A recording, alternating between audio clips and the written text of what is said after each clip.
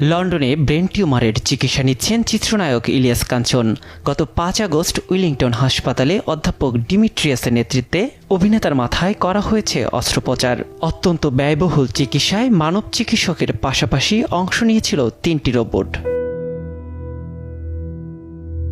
আধুনিক চিকিৎসা পদ্ধতিতে ব্যবহার করা হয়েছে এই রোবোটিক সার্জারি। এর ফলে অস্ত্রোপচারের সময় মানব ভুলের ঝুঁকি কম ও শরীরের ক্ষতও দ্রুত সেরে উঠবে বলে আশা করছেন চিকিৎসকরা।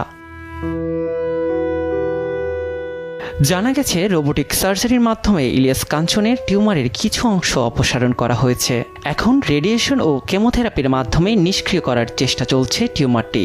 চলতি মাসেই শুরু হয়েছে সেই প্রক্রিয়া। সোম থেকে শুক্র সপ্তাহে 5 দিন করে 6 সপ্তাহ চলবে এই থেরাপি। এরপর 4 সপ্তাহ রাখা হবে অবজারভেশনে। খ্যাতিমান এই অভিনেতার সুস্থতা কামনায় সকলের কাছে দোয়া প্রার্থনা করেছেন পরিবার।